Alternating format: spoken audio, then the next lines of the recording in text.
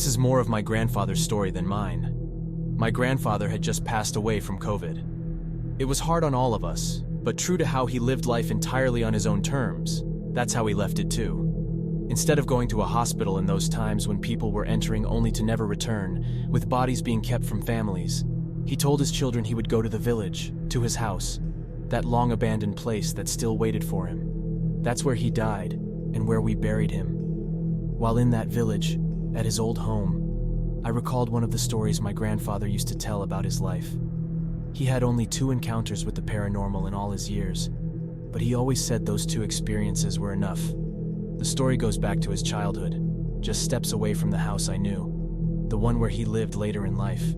As a kid, he grew up in a small adobe house, now just a mark on the earth in that tiny village, surrounded by mountains in those days. When they couldn't work the land, his father would go to the city for construction jobs, leaving my grandfather, then 7, his older brother of 9, and baby brother Anastasio with their mother. Anastasio had been frail and sickly since birth. He nearly died along with their mother during a complicated labor when he was born 7 months early. My grandfather remembered how long it took for him and his sister to finally meet the baby, as their mother spent a month recovering in the city hospital.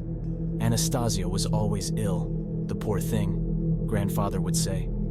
That time when their father left for work weeks, he embraced Anastasio and told him he loved him very much, to be strong, even though the baby was so unwell. He knew there was a chance he may not see him again each time he went away for work. One afternoon, grandfather was playing with their dog near the house when he noticed his sister suddenly run inside, as if someone had called her. She poked her head out and told him to come in too, but didn't say why or call him any names like she usually did. That little boy already understood these signals. He walked sadly inside, knowing something terrible had happened. He could feel it, not in his heart as they say, but as a pain in his stomach. His sister's tearful eyes said it all. Anastasio had died at 3:30 that afternoon. There was nothing more to be done. Their mother had fed him and hugged him in that rocking chair where the sun came in the window. Suddenly, the little boy let out a long sigh and drifted off to sleep. But he couldn't be woken up. There was no hospital nearby, not in the next town or the next. Their mother would have to go all the way to the city to let their father know, and the authorities too. But when the children went in to see their brother, their mother had already cleaned him up nicely, dressed him in his baptismal outfit they had bought. Grandfather was heartbroken, that stomach pain not leaving him. Their mother said she would walk to the next town over an hour away to catch a bus to the city if she hurried. She made the 2 children promise to watch over Anastasio's body and not let anyone see, not wanting morbid gawkers coming by. They covered him with a blanket, and grandfather and his sister sat by the entrance, drawn to stealing glances at that blanketed form on the bed, too painful to stare at directly. Each glimpse made grandfather's stomach hurt more, reminders they would never hear the baby's cries or him pulling the patient dog's tail again. As it grew dark, the 2 heard what sounded like a baby's cries coming from far away. They checked outside but saw no one. The closest homes were too distant to hear any cries from. Their dog wandered that way, always going out seeking food as he had since Anastasio's birth, when they had little to spare. Neither wanted to voice aloud that the wails sounded like Anastasio. They tried talking over them until their soup cooled, the one their mother had made that no one ate after he died. His sister sat facing the entrance, straining to see their parents or the dog return as it neared 10 p.m. Then there was a heavy knocking at the door that made her jump. At their isolated home deep in the village, no one just came knocking. They would call out from the road. They approached the door warily, asking who was there. A voice from far away said, "I've come to see the child." Grandfather replied roughly, asking who sent them and why. The voice simply repeated, "I've come to see the child." His sister peered out the window, making out the shape of a nun's habit but not her face. She told grandfather it seemed to be a nun. Maybe their mother had met her on the road to the bus and sent her to help or perhaps bless Anastasio. But grandfather felt uneasy, telling his sister not to open yet. He asked the voice again who sent her. Mother met her on the way. "I've come to see the child," she repeated flatly. The children knew it sounded off. His sister was about to undo the lock when grandfather stopped her, saying he would count to 3 and then open it, and for her to be ready to run if needed. But as soon as the door cracked, Grandfather took off yelling, "Lock it! Lock it!"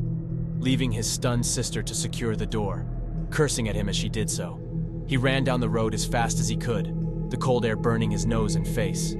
He could hear her, that nun, seemingly right behind him, floating along the road in his mind's terrifying vision, though he didn't dare look back. Something moved parallel in the brushes beside him, and then cut across in front. It was their heroic but neglectful dog, rejoining him in this darkest hour. The dog would bark and cower at whatever trailed them, then run ahead again with his master until they reached the neighbor's home, frantically pounding on the door as the dog barked. Grandfather told the neighbors something had died in their home, Anastasio's passing that afternoon, and now something was trying to take his body. They were spending the night in the hills, fleeing it when it came after them. The neighbor and his teenage son armed themselves and took the loyal dog, leaving Grandfather with the neighbor's wife who put him to bed, giving him a sedating tea. He awoke to them returning at first light. In their home, he found his mother, father, and sister, exhausted but unharmed. Anastasio's body was undisturbed, his sister huddled on the floor, the dog panting heavily beside her, a blast mark from the neighbor's shotgun on the door. No one would tell Grandfather what happened that night. His sister never spoke of it, dying herself 4 years later, seemingly wanting to protect him from something. Some family believes his final return to the village when he had COVID was to visit Anastasio's grave one last time.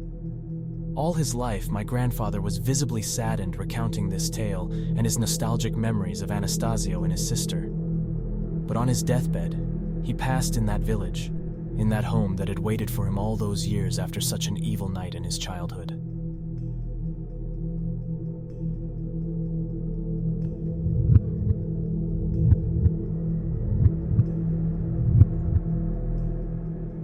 I want to share an experience I had at the same church in Tijuana that one of the most famous stories from this program talks about.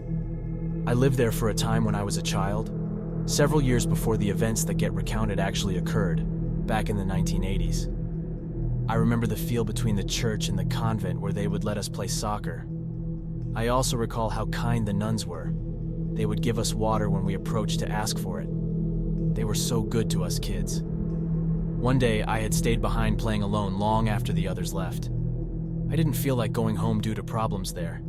I ended up kicking the ball around with another boy, also alone, waiting for his parents who were meeting with the priest. Night fell before we knew it. We were exhausted, covered in dirt, even though we had been told never to stay out after dark.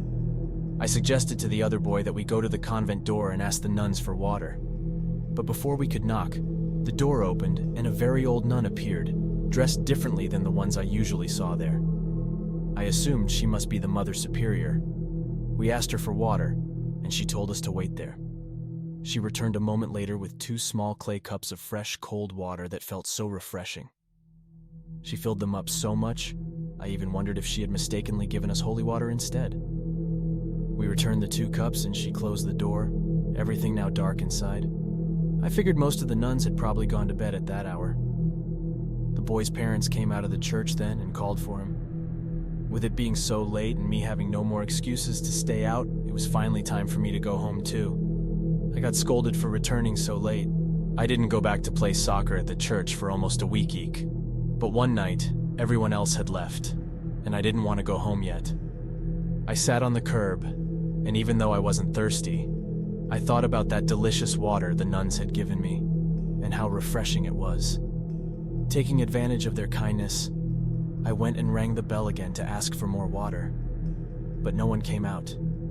I rang it again, and still nothing. Then behind me, in the dark field where we played, I saw a silhouette approaching. It was a stern-looking nun I recognized, one who always seemed angry in a way that scared me.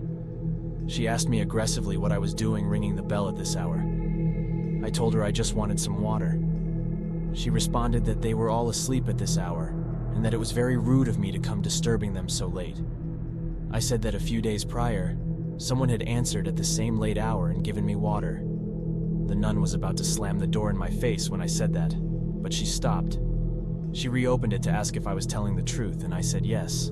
She asked me to describe who had opened for me, and I described the elderly nun and how she was dressed. The stern nun's expression softened for just a moment. her eyes looking watery, though her face hardened again quickly. She told me there was no nun like the one I described, and that I should never come ringing so late again. That was all I witnessed, but I later learned that on that first night, I had made contact with something very, very strange.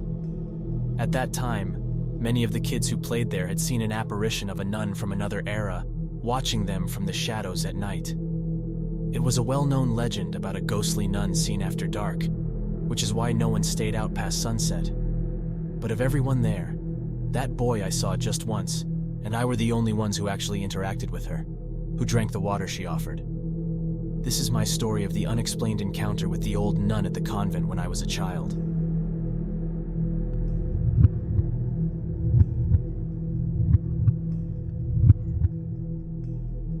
This is a legend from the town where my parents grew up, a small place an hour outside Lyon, Spain, that isn't much more than a handful of scattered homes these days. But ever since my parents were children, they knew about the abandoned convent said to have housed Claris nuns in centuries past. Though it remained under the church's administration for some private purpose, no one knew exactly why. What was known was that when someone in the village was deathly ill, they would be brought there. Apparently there was an image inside considered miraculous. When my parents were teenagers, a major scandal erupted in the town center. 2 thieves appeared, sobbing and begging forgiveness, though no one yet knew what they had done. They were being chased by church authorities who apprehended them to begin an investigation. That's when the truth came out. Not just about the thieves' crime, but about what precious relic was housed in that convent, the only thing ever allowing visitors inside on occasion. It was the mummified body of a nun, preserved in inexplicably perfect condition all these years. The rest of the nuns had abandoned the place long ago, but they left her behind. She was believed to be a miracle worker, with an investigation underway by the Vatican to beatify her. Cradled in her hands over her chest, the nun held a priceless cross, a gift from her noble, fabulously wealthy parents when she took her vows.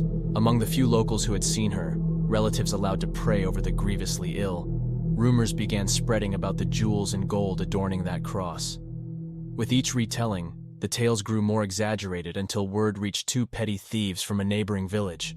They staked out the convent, quickly realizing there was little security in a place like this. One night they broke in, making their way to the glass case where the holy nun's body rested. They smashed the case and ripped the bejeweled cross from her grasp. Just a single treasure, but still a considerable heist by their meager standards. Spotted fleeing, they were pursued until escaping into the countryside. Instead of returning to their own village where they'd be expected, the thieves decided to lay low in the mountains overnight before figuring out their next move. They didn't light a fire, trying to avoid drawing attention to their hiding spot, a small cave just large enough to squeeze inside and get out of the cold night air. Halfway through the night, something roused them to see a nun's silhouette standing in the cave entrance. The 2 froze in horror as the figure lowered an impossibly huge boulder from its arms and let it drop, sealing the entrance entirely. Their only exit now blocked, the thieves began screaming for forgiveness, clawing futilely at the rock, shredding their fingers until they were covered in blood. When they had accepted their impending doom, ready to die entombed in that hellish cave, a surprising burst of hope came. Merchants avoiding the road because of reported thieves stumbled across their cries for help. Using ropes and their horses' strength, the merchants managed to roll away the giant boulder after the thieves had given up all hope of survival. But the ungrateful thieves didn't even thank their saviors. They just took off running back to the village to return the stolen cross.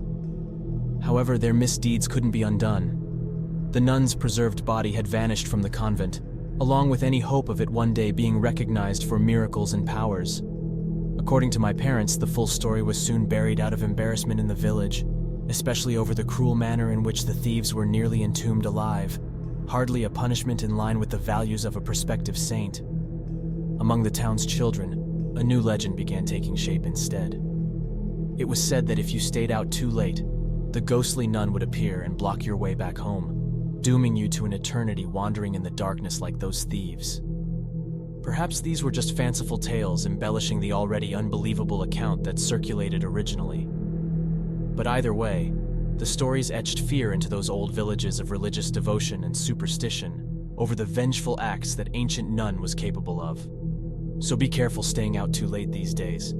You never know what resentful spirit you might cross paths with seeking vengeance for being disturbed after all these centuries. The wrath of that holy nun from my parents' hometown may not be limited to just run-ins from her mortal days so long ago.